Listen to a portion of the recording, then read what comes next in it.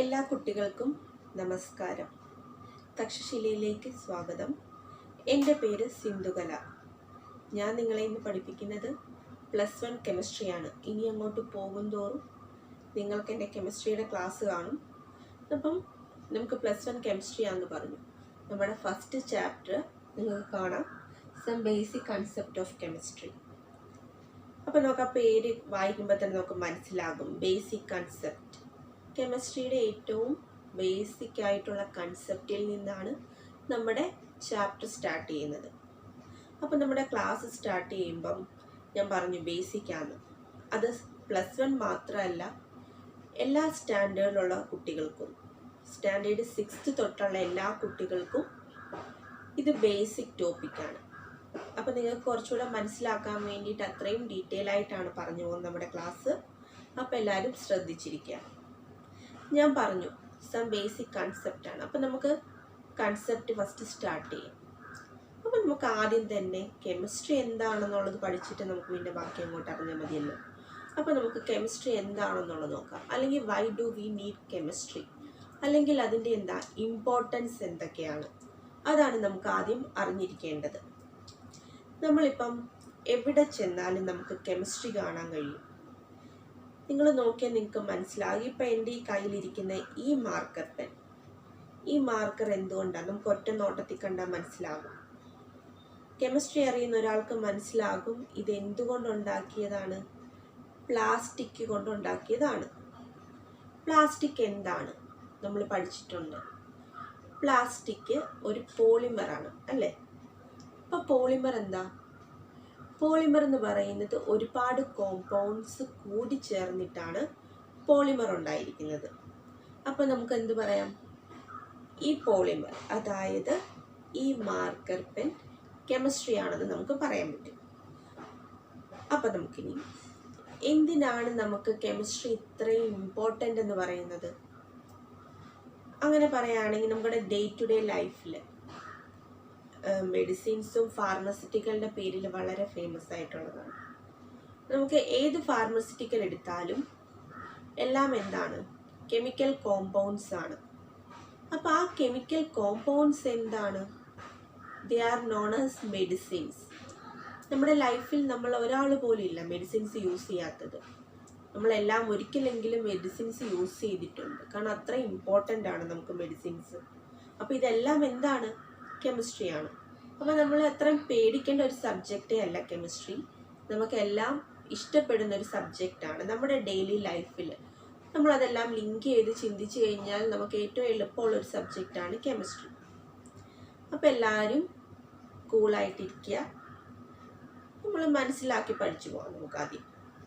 അപ്പോൾ നമ്മൾ പറഞ്ഞു ഇത്ര ഇമ്പോർട്ടൻസ് എന്താണ് കെമിസ്ട്രിക്ക്. കാരണം നമ്മുടെ ലൈഫിൽ ഓരോ കാര്യങ്ങളും നമുക്ക് കെമിസ്ട്രി ആയിട്ട് ലിങ്ക് ചെയ്ത് പോകാൻ പറ്റുന്ന കാര്യങ്ങളാണ്. അപ്പോൾ നമുക്ക് ഇനി എന്ത് പറയാം, കെമിസ്ട്രിക്ക് ഒരു ബേസിക് ഡെഫിനിഷൻ പറഞ്ഞ് നമുക്ക് നമ്മുടെ ക്ലാസ് സ്റ്റാർട്ട് ചെയ്യാം. അപ്പോൾ എന്താണ്, നമ്മൾ ഒരുപാട് ടെക്സ്റ്റ് ബുക്കിൽ നമ്മൾ കണ്ടിട്ടുണ്ടായിരിക്കും, നേരത്തെയും പഠിച്ചിട്ടുള്ളതാണ്. കെമിസ്ട്രിക്ക് നമുക്ക് ഒരുപാട് ഡെഫിനിഷൻസ് നമ്മൾ കണ്ടിട്ടുണ്ട്. അപ്പോൾ നമുക്ക് സിമ്പിളായിട്ട് പറഞ്ഞ് എന്തായിരിക്കും കെമിസ്ട്രിക്ക് ഒരു ഡെഫിനിഷൻ കൊടുക്കാൻ പറ്റുക? എന്തായിരിക്കും? കെമിസ്ട്രി എന്ന് പറയുന്നത് നമുക്കറിയാം ബ്രാഞ്ച് ഓഫ് സയൻസ് ആണ്, സയൻസിൻ്റെ ഒരു ബ്രാഞ്ചാണ്. എന്തിൻ്റെ സ്റ്റഡി ആയിരിക്കും കെമിസ്ട്രി എന്ന് പറയുന്നത്? കെമിസ്ട്രി എന്ന് പറയുന്നത് മാറ്ററിൻ്റെ സ്റ്റഡി ആയിരിക്കും. എന്തിൻ്റെ സ്റ്റഡി ആയിരിക്കും?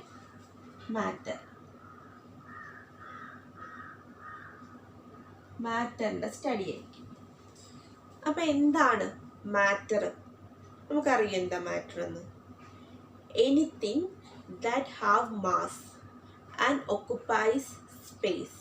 ഈ occupies space എന്ന് പറയുന്നത് നിങ്ങൾ വെറുതെ ഒരുപാട് ചിന്തിച്ചു കൂട്ടേണ്ട, വോളിയം തന്നെയാണ് ആ സ്പേസ് occupies എന്ന് പറയുന്നത്. ഏതൊരു വസ്തുവിനും ഒരു മാസ് കാണും, അതിനൊരു വോളിയം കാണും. മാസ് വോളിയം ഉള്ളൊരു വസ്തുവിനെ നമുക്ക് മാറ്റർ എന്ന് പറയാൻ പറ്റും. നമുക്കൊരു എക്സാമ്പിളായിട്ട് നമുക്ക് ഈ മാർക്കർ പെൻ തന്നെ പറയാം. നമ്മൾ പറഞ്ഞു ഇത് കെമിസ്ട്രി ആണെന്ന് ഓൾറെഡി പറഞ്ഞു കഴിഞ്ഞു. ഇതിനെന്താ, ഒരു മാസ് ഉണ്ട്, ഇതിനൊരു വോളിയം ഉണ്ട്. എവിടെയെങ്കിലും നമ്മളൊരു പ്ലേസ് ചെയ്ത് കഴിഞ്ഞാൽ അതവിടെ ഒക്കുപ്പൈഡ് ആണ്, അതിന് വോളിയവും ഉണ്ട്. അപ്പം നമുക്ക് എന്ത് പറയാം, ഇത് ഒരു മാറ്റർ ആണെന്ന് നമുക്ക് പറയാം. നമുക്ക് നമ്മളെ തന്നെ പറയാം. എക്സാമ്പിളായിട്ട് നമ്മളൊരു മാറ്ററാണ്, നമുക്കൊരു മാസും ഉണ്ട്, നമ്മൾ സ്പേസ് ഓക്കുപ്പൈഡും ആണ്, നമ്മളതുകൊണ്ട് മാറ്ററാണ്. അപ്പോൾ നമുക്ക് ഫസ്റ്റ് സിമ്പിളായിട്ട് കെമിസ്ട്രിക്ക് ഡെഫിനിഷൻ നമുക്ക് എഴുതാം.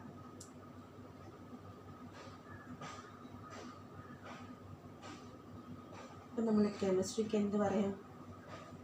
It is a study of matter.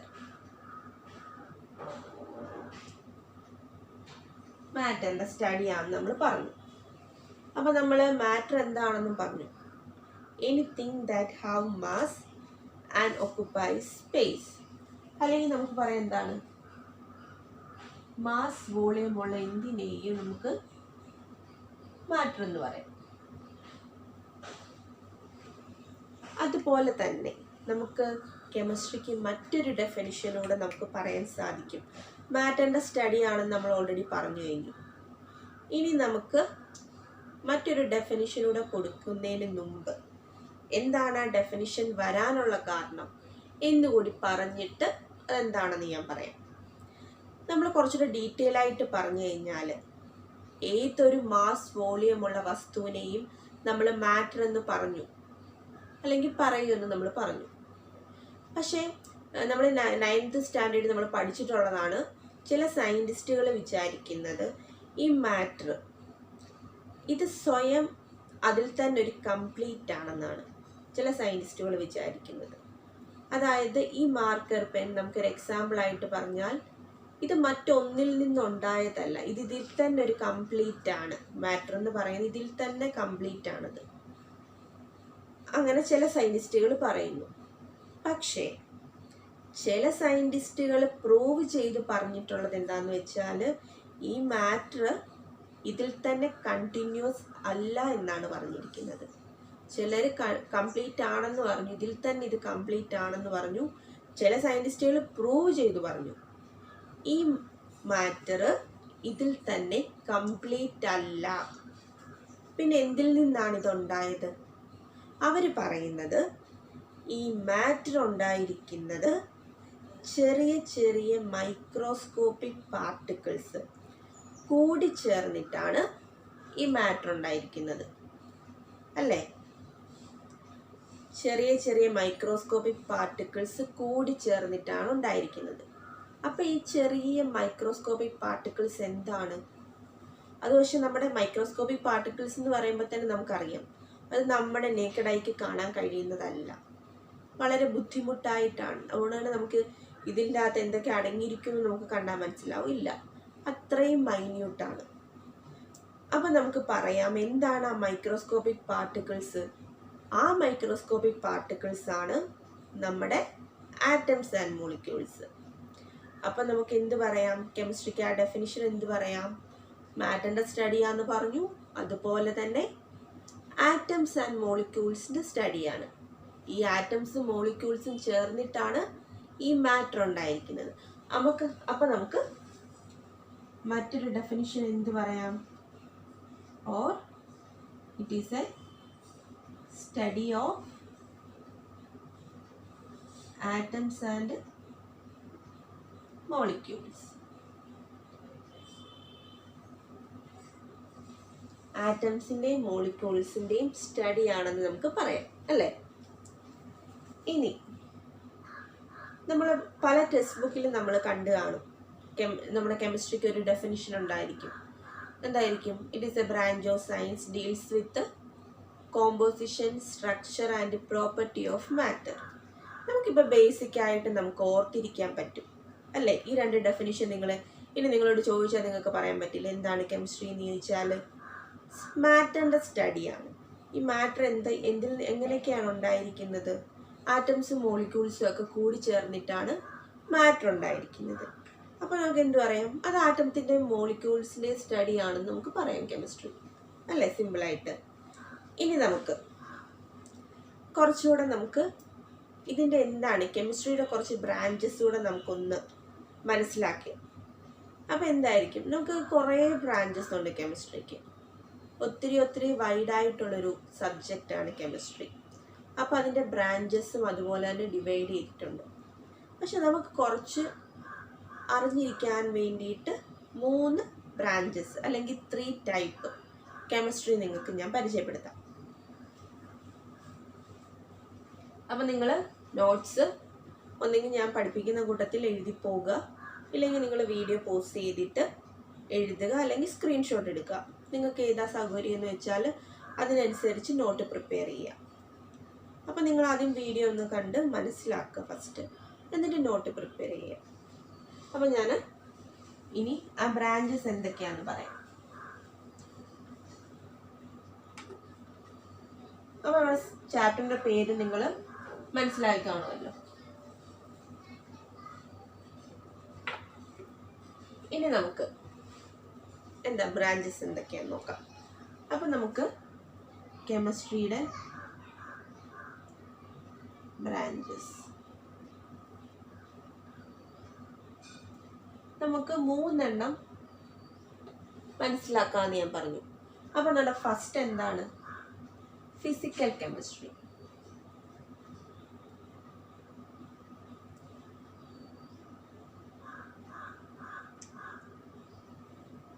Physical chemistry. Second എന്താ?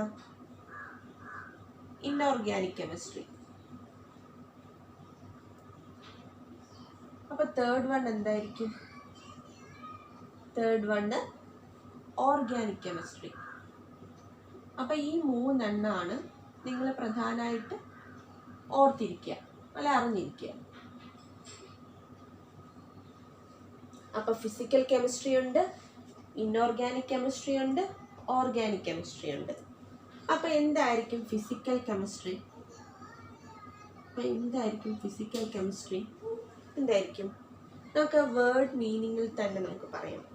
ഫിസിക്കൽ, ഫിസിക്സ് അല്ലേ? ഫിസിക്സ് എന്താണ്? നമ്മൾ ഫിസിക്സിൽ എന്താണ് സ്റ്റഡി ചെയ്യുന്നത്? ഫോഴ്സസിനെ കുറിച്ചാണ്. നമ്മൾ പഠിച്ചിട്ടുണ്ട് പലതരത്തിലുള്ള ഫോഴ്സസ് ഉണ്ട്. അത് ഗ്രാവിറ്റേഷണൽ ആകാം, മാഗ്നറ്റിക് ആകാം, അട്രാക്റ്റീവ് ആകാം, അങ്ങനെ പല ടൈപ്പ് ഉണ്ട് ഫോഴ്സസ്. അപ്പോൾ ഫോഴ്സസുകളുടെ സ്റ്റഡിയാണ് ഫിസിക്സ്. അപ്പോൾ ഫിസിക്കൽ കെമിസ്ട്രി എന്ന് പറയുമ്പോൾ എന്തിൻ്റെ ആയിരിക്കും? Forces like atoms and molecules. ആറ്റത്തിൻ്റെയും മോളിക്യൂൾസുകളും തമ്മിലുള്ള ഫോഴ്സസുകളുടെ സ്റ്റഡിയാണ്. It deals with forces between atoms and molecule.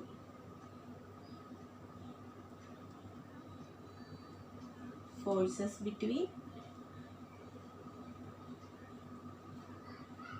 atoms and molecules.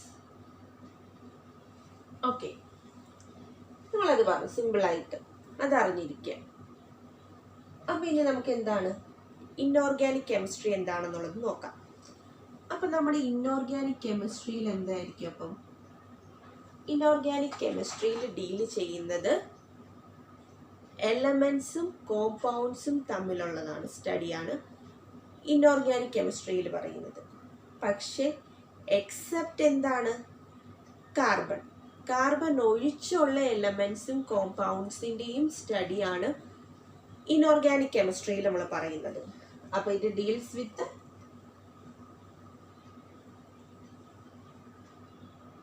Elements and compounds.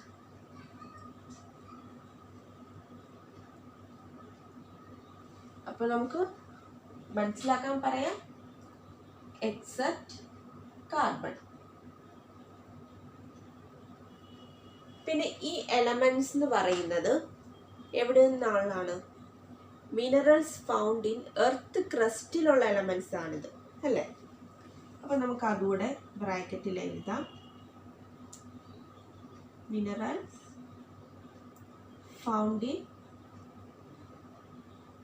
Earth crust.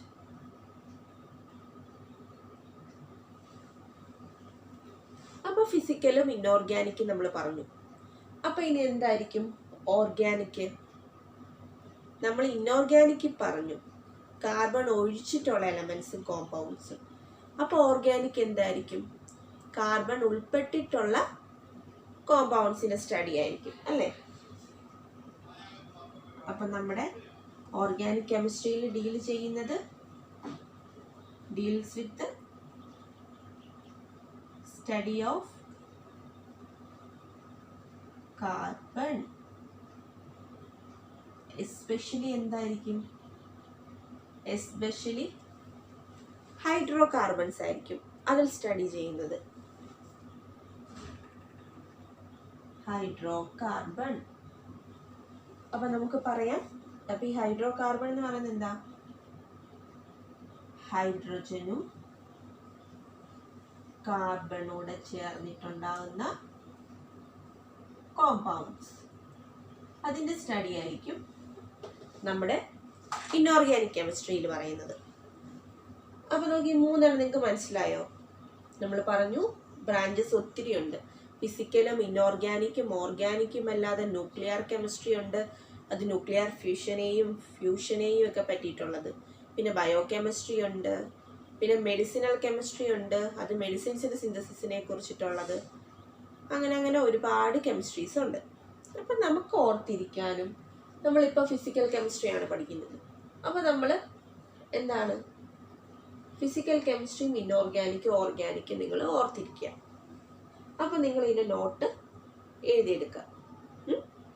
അപ്പോൾ നിങ്ങൾ ഞാൻ പറഞ്ഞ പോലെ ഒന്നെങ്കിൽ വീഡിയോ പോസ്റ്റ് ചെയ്തിട്ട് എഴുതിയെടുക്കുക. അപ്പോൾ ഞാനിത് മായ്ക്കുകയാണ്.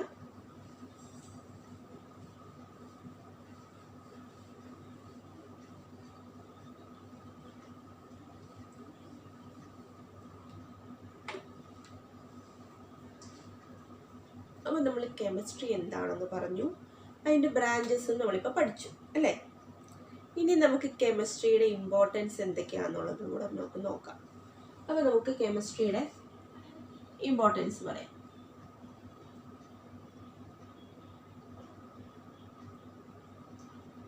ഇമ്പോർട്ടൻസ്. അപ്പോൾ നമുക്ക് കെമിസ്ട്രിയുടെ ഇമ്പോർട്ടൻസ് പറയുന്നതിന് മുമ്പ് നമ്മൾ പറഞ്ഞു it's A branch of science ആണെന്ന് പറഞ്ഞു. അപ്പോൾ സയൻസ് എന്താണ്? സയൻസ് എന്ന് പറയുന്നത് നമുക്ക് ഏറ്റവും സിമ്പിളായിട്ട് പറഞ്ഞു കഴിഞ്ഞാൽ എന്താണ്? സയൻസ് എന്ന് പറയുന്നത് ഹ്യൂമൻ ബീയിങ്ങിൻ്റെ കണ്ടിന്യൂവസ് എഫേർട്ടാണ്. ഒന്നുകൂടെ മനസ്സിലാക്കാൻ വേണ്ടിയിട്ട് പറയാം. സയൻസ് എന്ന് പറയുന്നത് ഹ്യൂമൻ ബീയിങ്ങിൻ്റെ കണ്ടിന്യൂവസ് എഫേർട്ടാണ്. എന്തിനു വേണ്ടിയിട്ടുള്ള effort? For the development of human society. നമ്മുടെ ഹ്യൂമൻ സൊസൈറ്റിക്ക് വേണ്ടിയിട്ടുള്ള ഒരു പരിശ്രമമാണ്. തുടർച്ചയായി നിർത്താതെ പരിശ്രമിച്ചുകൊണ്ടിരിക്കുകയാണ്. നമ്മുടെ ഡെവലപ്മെൻറ്റിന് വേണ്ടിയിട്ട്, നമ്മുടെ സൊസൈറ്റിയുടെ ഡെവലപ്മെൻറ്റിന് വേണ്ടിയിട്ട് ഓരോരുത്തരും പരിശ്രമിച്ചുകൊണ്ടിരിക്കുകയാണ്. അപ്പം അങ്ങനെ പരിശ്രമിച്ചുകൊണ്ടിരിക്കുമ്പോൾ നമുക്ക് കുറച്ചുകൂടെ മനസ്സിലാക്കാൻ എങ്ങനെ പറയാം? നമ്മുടെ ഓരോ കണ്ടുപിടുത്തങ്ങൾ, ഓരോ സയൻറ്റിസ്റ്റുകളും കണ്ടുപിടിക്കുന്ന എന്തിനാണ്? ഓരോ കണ്ടുപിടുത്തങ്ങളും നമ്മുടെ തന്നെ ആവശ്യങ്ങൾക്ക് വേണ്ടിയിട്ടാണ്. നമ്മുടെ സൊസൈറ്റിയുടെ ഡെവലപ്മെൻറ്റിന് വേണ്ടിയിട്ടാണ് ഓരോ കണ്ടുപിടുത്തങ്ങളും. ഇപ്പം നമ്മളിപ്പോൾ നേരിട്ടുകൊണ്ടിരിക്കുന്ന കൊറോണ വൈറസ്, അതിൻ്റെ ഉപയോഗിക്കുന്ന ടെസ്റ്റ് കിറ്റ്, അല്ലെങ്കിൽ ഇനി നമ്മൾ കണ്ടുപിടിച്ചുകൊണ്ടിരിക്കുന്ന നമ്മുടെ ആൻറ്റിഡോട്ട്, ഇതെല്ലാം എന്താണ്? ഇതെല്ലാം സയൻസാണ്, ഇതെല്ലാം കെമിസ്ട്രിയാണ്. ഇതൊക്കെ നമുക്ക് വേണ്ടിയിട്ട് മറ്റൊരാൾ ചെയ്തുകൊണ്ടിരിക്കുന്ന നിർത്താതൊരു പരിശ്രമമാണ്. നമ്മുടെ പൂനെ പോലുള്ള ഇൻഡസ്ട്രീസ് നമുക്ക് വേണ്ടിയിട്ട് എഫേർട്ട് എടുത്തുകൊണ്ടിരിക്കുകയാണ് അല്ലേ? അപ്പം ഇതെല്ലാം എന്താണ്? നമ്മൾ ചിന്തിക്കാത്തതാണ്. ഇതെല്ലാം കെമിസ്ട്രിയാണ്. എത്ര ഇമ്പോർട്ടൻ്റ് ആയിട്ടുള്ളൊരു കാര്യമാണ് അല്ലേ നമുക്ക് കെമിസ്ട്രി എന്ന് പറയുന്നത്. അപ്പോൾ നമുക്ക് എന്തൊക്കെയാണ് ഇമ്പോർട്ടൻസ്, അല്ലെങ്കിൽ എവിടെയൊക്കെയാണ് കെമിസ്ട്രി വരുന്നത് എന്ന് നമുക്ക് നോക്കാം. നമ്മളൊക്കെ നേരത്തെ പഠിച്ചിട്ടുള്ളതാണ് ക്യാൻസർ അല്ലേ? അപ്പം അതിന് യൂസ് ചെയ്യുന്ന ആൻറ്റിഡോട്ട് എന്താണ്? അതിന് യൂസ് ചെയ്യുന്ന ആൻറ്റിഡോട്ടാണ് സിസ്പ്ലാറ്റിൻ ആൻഡ് ടെക്സോൾ എന്ന് പറയുന്ന ആൻറ്റി ഡ്രഗാണ് അതിന് യൂസ് ചെയ്യുന്നത് അല്ലേ? ഇതെന്താണ്? കെമിസ്ട്രിയാണ്. അതുപോലെ തന്നെ എയ്ഡ്സിന് നമ്മൾ യൂസ് ചെയ്യുന്നത് എന്താണ്? അസിഡോ ടിമിഡിനാണ്. ഇതും എന്താണ്? കെമിസ്ട്രിയാണ്. അതുപോലെ തന്നെ കെമിസ്ട്രി ആണ് എന്തൊക്കെ, പ്ലാസ്റ്റിക് ഉണ്ട്, അതുപോലെ എന്തൊക്കെയുണ്ട്, ഫെർട്ടിലൈസേഴ്സ് ഉണ്ട്, ഇൻസെക്ടിസൈഡ്സ് ഉണ്ട്, പിന്നെന്താണ്, ആസിഡ്സ് ഉണ്ട്, ആൽക്കലൈൻ ഉണ്ട്, പിന്നെന്താ, സോൾട്ട്സ് ഉണ്ട് അല്ലേ. പിന്നെന്താണ്, പിന്നെ നമുക്ക് എന്ത് പറയാം, പിന്നെ നമുക്ക് ഡൈസ് പറയാം, കളേഴ്സ് പറയാം, പിന്നെന്ത് പറയാം, പിന്നെ നമുക്കെന്താ, ഒപ്റ്റിക്കൽ ഫൈബേഴ്സ്. ഈ ഒപ്റ്റിക്കൽ ഫൈബേഴ്സ് എന്താണ്, നമ്മുടെ ഇൻ്റർനെറ്റിൻ്റെയൊക്കെ സ്പീഡ് കൂട്ടാൻ യൂസ് ചെയ്യുന്നതാണ് ഈ ഒപ്റ്റിക്കൽ ഫൈബേഴ്സ്. അതുപോലെ തന്നെ മാഗ്നറ്റിക് ആൻഡ് ഇലക്ട്രിക്കൽ കണ്ടക്ടിവിറ്റി.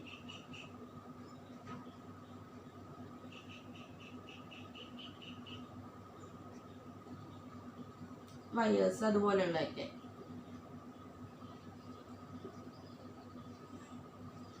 പിന്നെന്തൊക്കെയാണുള്ളത്, ഇപ്പം നമ്മൾ കോമൺ ആയിട്ട് ഇത്രയൊക്കെ നമുക്ക് പറയാം അല്ലേ. പ്ലാസ്റ്റിക് ഉണ്ട്, ഫൈബേഴ്സ് ഉണ്ട്, ഇൻസെക്ടിസൈഡ്സ് ഉണ്ട്, ആസിഡ്, ആൽക്കലൈന്, സോൾട്ട്സ്, പിന്നെ dyes, colour, optical fibre, magnetic and electrical conductivity.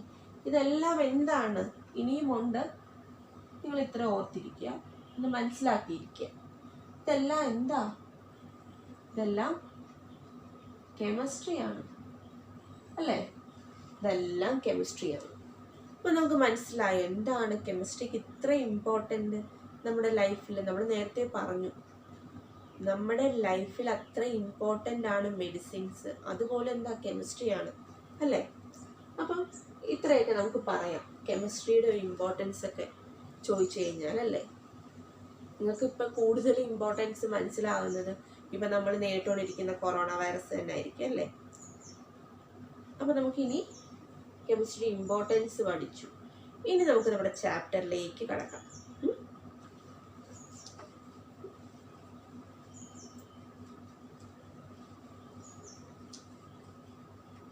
നമ്മളപ്പോൾ ഇത്രയും നേരം പറഞ്ഞുകൊണ്ടിരുന്നത് കെമിസ്ട്രി എന്താണെന്ന് പറഞ്ഞു, അതിൻ്റെ ബ്രാഞ്ചസ് എന്തൊക്കെയാണെന്ന് പറഞ്ഞു, അതിൻ്റെ ഇമ്പോർട്ടൻസ് എന്തൊക്കെയാണെന്ന് പറഞ്ഞു. ഇനിയാണ് നമ്മൾ നമ്മുടെ ചാപ്റ്ററിലേക്ക് കടക്കാൻ പോകുന്നത്. അപ്പോൾ നമ്മൾ പറഞ്ഞു കെമിസ്ട്രി എന്ന് പറയുന്നത് മാറ്ററിൻ്റെ സ്റ്റഡിയാണ്, അല്ലെങ്കിൽ ആറ്റംസ് ആൻഡ് മോളിക്യൂൾസിൻ്റെ സ്റ്റഡിയാണ്. അപ്പം നമുക്ക് ഇനി പഠിക്കേണ്ടത് എന്താണ്, മാറ്റർ എന്താണെന്ന് പഠിക്കണം, അതിൻ്റെ ക്ലാസിഫിക്കേഷൻസ് പഠിക്കണം, അതിൻ്റെ പ്രോപ്പർട്ടീസ് പഠിക്കണം, അതിൻ്റെ മെഷർമെൻറ്റ്സും പഠിക്കണം. അപ്പം നമുക്ക് മാറ്റർ എന്താണെന്ന് പറഞ്ഞ് പോവാം. അപ്പം നമ്മൾ ഫസ്റ്റ് പറഞ്ഞായിരുന്നു മാറ്റർ എന്താണെന്ന്, ഓർക്കുന്നുണ്ടോ? മാറ്റർ എന്ന് പറഞ്ഞാൽ എനിത്തിങ് ദാറ്റ് ഹാവ് മാസ്. പിന്നെന്താണ്, ആൻഡ് ഓക്കുപ്പൈസ് സ്പേസ് അല്ലേ, അല്ലെങ്കിൽ എന്താ, വോളിയം അല്ലേ. മാസ് വോളിയം ഉള്ള ഒരു വസ്തുവിനെ നമുക്ക് മാറ്റർ എന്ന് പറയാം. അപ്പം നമുക്കൊന്ന് തരംതിരിച്ച് പറഞ്ഞാലോ, എന്തൊക്കെയാണ് മാറ്റർ, എന്തൊക്കെയാണ് മാറ്റർ അല്ലാത്തത്. നമ്മൾ പറഞ്ഞു ഈ മാർക്കർ ഒരു മാറ്ററാണ്, നമുക്ക് നമ്മളെ പറയാം നമ്മളൊരു മാറ്ററാണ്, നമുക്ക് മാസ്സുമുണ്ട് വോളിയം ഉണ്ട്. അതുപോലെ തന്നെ നമ്മുടെ ചുറ്റിനുമുള്ള ഓരോ വസ്തുവും മാറ്ററാണ്. അതെന്തും ആയിക്കോട്ടെ, ടേബിള്, ചെയർ, ഫ്രിഡ്ജ്, അലമാരി, പെന്ന്, പേപ്പർ, പെൻസിൽ, എന്തും ആയിക്കോട്ടെ, മാസ് വോളിയം ഉള്ള ഒരു വസ്തു മാറ്ററാണ്. അങ്ങനെ വരുമ്പം മാറ്റർ അല്ലാത്തത് എന്തൊക്കെയായിരിക്കും? ഞാനിപ്പോൾ നിങ്ങളോട് ദേഷ്യപ്പെടുകയാണ്, ആ ദേഷ്യം അതൊരു മാറ്ററാണോ? എൻ്റെ സന്തോഷം അല്ലെങ്കിൽ നിങ്ങളുടെ സന്തോഷം അല്ലെങ്കിൽ നിങ്ങളുടെ സങ്കടങ്ങൾ അല്ലെങ്കിൽ നിങ്ങളുടെ ഇഷ്ടങ്ങൾ, ഇതൊക്കെ ഒരു മാറ്ററാണോ? ഒരിക്കലും അല്ല. ഇതൊക്കെ ജസ്റ്റ് ഫീലിങ്സ് ആണ് നമ്മുടെ. അപ്പം മാറ്റർ അല്ലാത്തത് എന്തൊക്കെയെന്ന് ചോദിച്ചാൽ നമുക്ക് നമ്മുടെ ഫീലിങ്സ് പറയാം അല്ലേ. ഇനി നമുക്ക് മാറ്ററിൻ്റെ എന്താണ് ക്ലാസിഫിക്കേഷൻസ് എന്തൊക്കെയാണെന്ന് പറയാം. 2 തരത്തിലാണ് മാറ്റർ നമ്മൾ ക്ലാസിഫൈ ചെയ്തിരിക്കുന്നത്. 2 ടൈപ്പ്.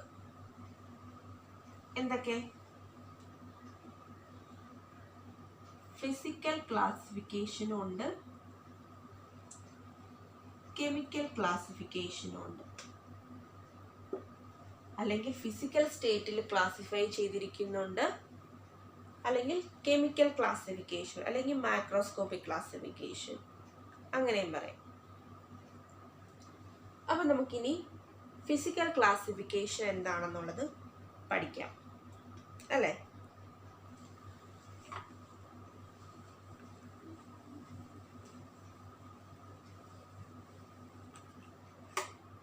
ഇപ്പം നമുക്ക് പറയാം, first matter,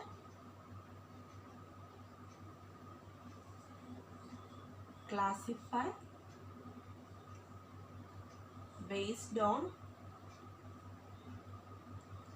physical state.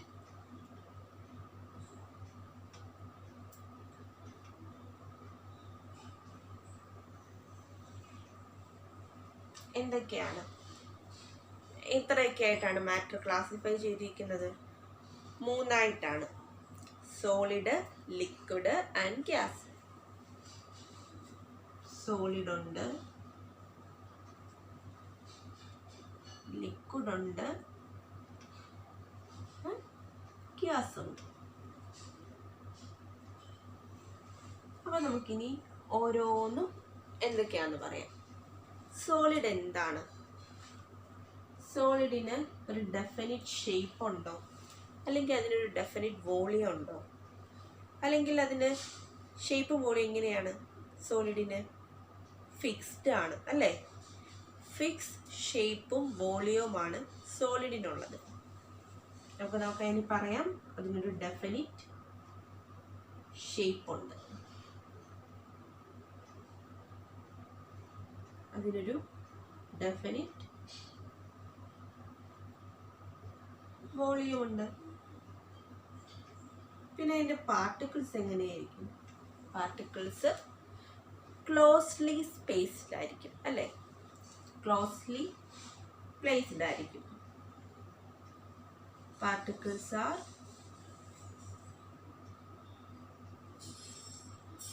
Closely placed. അതെങ്ങനെ പറയാം നമുക്ക്? ഈ രീതിയിലായിരിക്കും സോളിഡിലെ പാർട്ടിക്കിൾസിനെ നമ്മൾ അറേഞ്ച് ചെയ്തിരിക്കുന്നത്. പിന്നെ പാർട്ടിക്കിൾസ് അറേഞ്ച്ഡ് ആയിട്ടുള്ളത്. ഇതിപ്പം ഇവിടെ മാത്രമല്ല, ഇതിൻ്റെ മുകളിലും പാർട്ടിക്കിൾസ് വരും. അതെല്ലാം ഇത്രയും ക്ലോസ്ഡ് ആയിട്ടായിരിക്കും പ്ലേസ് ചെയ്തിരിക്കുന്നത്. അങ്ങനെ പാർട്ടിക്കിൾസ് അറേഞ്ച് ചെയ്തിരിക്കുന്നത്. അപ്പോൾ നമുക്ക് ഇത്രയും ക്ലോസ്ഡ് ആയിട്ട് പ്ലേസ് ചെയ്യിക്കുകയാണ് നമ്മുടെ പാർട്ടിക്കിൾസ് എന്ന് പറഞ്ഞു. അങ്ങനെ വരുമ്പം ഇതിനെ നമുക്ക് ഇനിയും കംപ്രസ് ചെയ്യാൻ സാധിക്കുമോ? പറ്റുമോ ഇതിനെ? ഇപ്പം നമ്മൾ ഈ ഒരു ബോർഡ്, ഇത് മാറ്ററായിട്ട് നമ്മൾ പറഞ്ഞു കഴിഞ്ഞാൽ ഇതിനെ ഞാൻ ഇനിയും കംപ്രസ് ചെയ്ത് കഴിഞ്ഞാൽ ഇത് കംപ്രസ് ആകുമോ? ഇതൊരു മാറ്റർ, ഇത് വെച്ചിരിക്കുന്ന ഈ വോള് അല്ലേ, ഈ വോള്, ഇതും ഒരു മാറ്റർ. ഈ 2 മാറ്ററിനെയും ഞാൻ കംപ്രസ് ചെയ്യിക്കുകയാണ്. അല്ലെങ്കിൽ ഇനിയും ഞാനത് കൂട്ടിച്ചേർക്കാൻ നോക്കിക്കഴിഞ്ഞാൽ അത് കംപ്രസ് ആകുമോ? ഒരിക്കലും ഇല്ല. ഇതിങ്ങനെ തള്ളാനേ സാധിക്കും. ഇത് ഇനി അങ്ങോട്ടേക്ക് മൂവ് ചെയ്യില്ല. ഓൾറെഡി അത് ടച്ച് ചെയ്ത് നിൽക്കുന്ന ഒരു കാര്യമാണ് അല്ലേ. അപ്പോൾ എന്തുവാ? They are not compressible.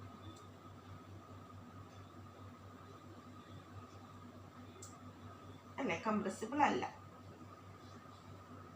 അതുപോലെ തന്നെ ഇത്രയും കാര്യങ്ങൾ നമുക്ക് ലിക്വിഡിലും പറയാം. എന്താണ് ലിക്വിഡിൽ? എന്താണ് ഷേപ്പ്? എങ്ങനെയായിരിക്കും ലിക്വിഡില് ഷേപ്പ്?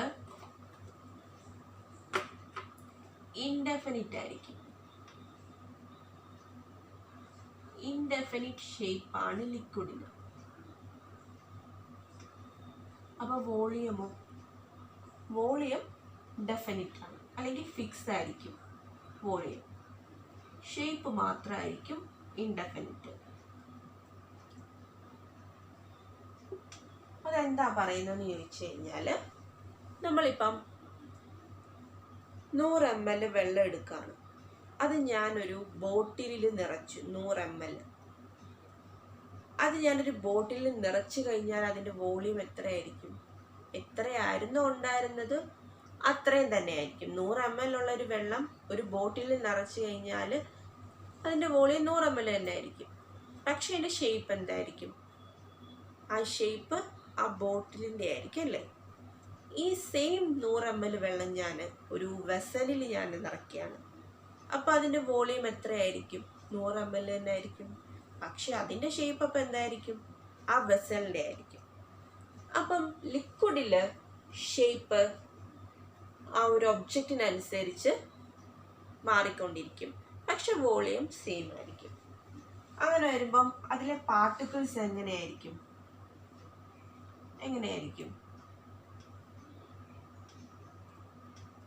നോട്ട് ക്ലോസ്ലി പ്ലേസ്ഡ് ആയിരിക്കും. സോളിഡിനെ അപേക്ഷിച്ച് നോക്കിയാൽ ലിക്വിഡിലെ പാർട്ടിക്കിൾസ് എന്താണ്? സ്പേസ് ഉണ്ട് അല്ലേ? വരച്ച് കാണിച്ചു കഴിഞ്ഞാൽ ഇങ്ങനെയായിരിക്കും. ഇതിലെ പാർട്ടിക്കിൾസ് തമ്മിൽ സ്പേസ് ഉണ്ട് അല്ലേ? അപ്പം ഇങ്ങനെ പ്ലേസ് ചെയ്തിരിക്കുന്ന ലിക്വിഡിനെ നമുക്ക് കംപ്രസ് ചെയ്യാൻ സാധിക്കുമോ? സാധിക്കല്ലേ? സാധിക്കുമോ? കംപ്രസ് ചെയ്യാൻ സാധിക്കുമോ? ഇതിനെ ഇതും നോട്ട് കംപ്രസിബിൾ ആണ്.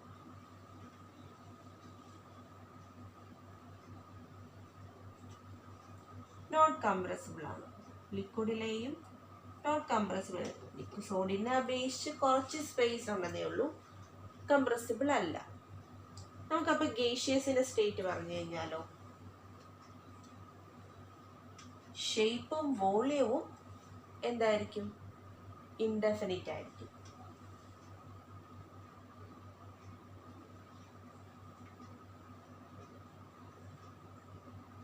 ഇൻഡെഫിനിറ്റ് ഷേപ്പും ആണ്, ഇൻഡെഫിനിറ്റ് വോളിയമാണ്. അതിങ്ങനെ മാറിക്കൊണ്ടിരിക്കും. അപ്പോൾ പാർട്ടിക്കിൾസോ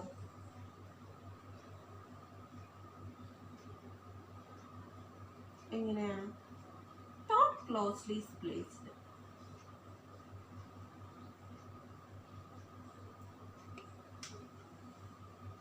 അപ്പോൾ പാർട്ടിക്കിൾസ് എങ്ങനെയാണ്? ഒന്ന് ഇവിടെ ആണെങ്കിൽ ഒന്ന് അങ്ങായിരിക്കും അല്ലേ? അത്രയും ഗ്യാപ്പാണ്. അപ്പം അത് കംപ്രസിബിൾ ആണോ?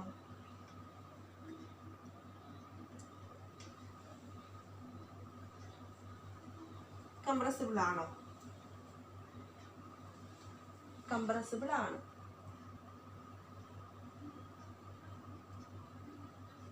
ഗ്യാസിന്റെ കാര്യത്തിൽ അതിലെ പാർട്ടിക്കിൾസ് കംപ്രസിബിൾ ആണ്. നമുക്ക് എത്ര വേണമെങ്കിലും കംപ്രസ് ചെയ്യാൻ സാധിക്കും ലെയറിനെ, പറ്റത്തില്ലേ?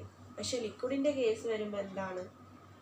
ഇപ്പം നമ്മൾ ഒരു സിറിഞ്ചിൽ കുറച്ച് വെള്ളം നിറച്ചു, അതിൻ്റെ രണ്ടും നമ്മൾ മേളത്തെ ഇതിലും ക്ലോസ് ചെയ്ത് വെച്ച് ഫോഴ്സ് കൊടുത്തു കഴിഞ്ഞാൽ അത് മൂവ് ആകൂല്ല അല്ലേ? അതുപോലെ തന്നെയാണ്. പക്ഷെ ഗേഷ്യസിൻ്റെ കേസിൽ എത്ര വേണമെങ്കിലും നമുക്ക് കംപ്രസ് ചെയ്യാൻ സാധിക്കും. അപ്പം ഈ 4 അല്ല, ഇനിയും ഉണ്ട്. അപ്പം നിങ്ങളുടെ സൗകര്യാർത്ഥം നോട്ട് എഴുതിയെടുക്കാം. ഇനി നമുക്ക് ബാക്കിയും കൂടെ പറയാം.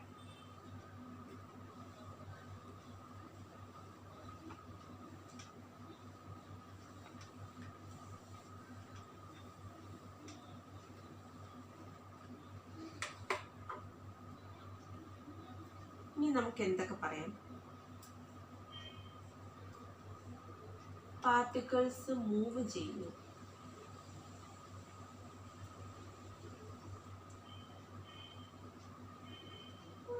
പാർട്ടിക്കിൾസ് മൂവ് ചെയ്യോ? പാർട്ടിക്കിൾസ് മൂവ് ചെയ്യുമോ? സോളിഡിന്റെ കേസിൽ മൂവ് ചെയ്യില്ല.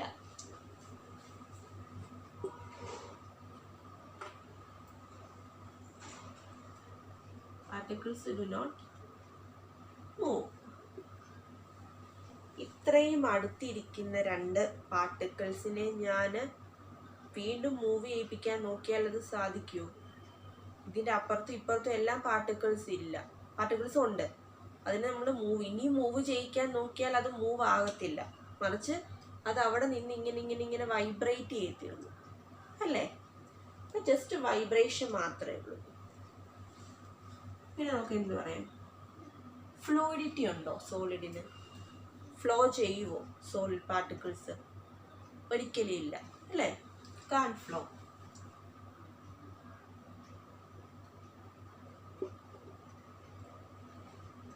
പിന്നെന്ത് പറയാം, റിജിഡും ആണ് ഹാർഡും ആണ് സോളിഡ് പാർട്ടിക്കിൾസ്. അപ്പം അത് തന്നെ നമുക്ക് ലിക്വിഡിൻ്റെ കേസസ് പറഞ്ഞാലോ, പാർട്ടിക്കിൾസ് മൂവ് ചെയ്യും.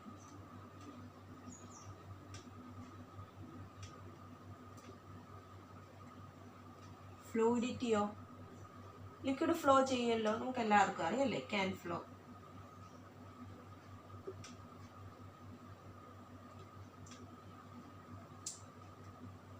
ഗേഷ്യസോ, അതും മൂവാണ്, മൂവ് ചെയ്യും.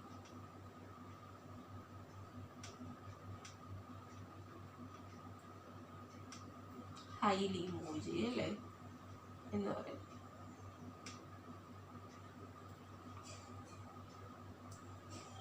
ഹൈലി മൂവബിൾ ആണ് ഗ്യാസസിൻ്റെ കേസിൽ, അത് ഫ്ലോ ചെയ്യുകയും ചെയ്യും അല്ലേ? അപ്പോൾ ഇത്രയാണ് നമുക്ക് ക്ലാസിഫിക്കേഷൻസ് പറയാനുള്ളത് സോളിഡ്, ലിക്വിഡ്, ഗ്യാസിൻ്റെ കേസിൽ.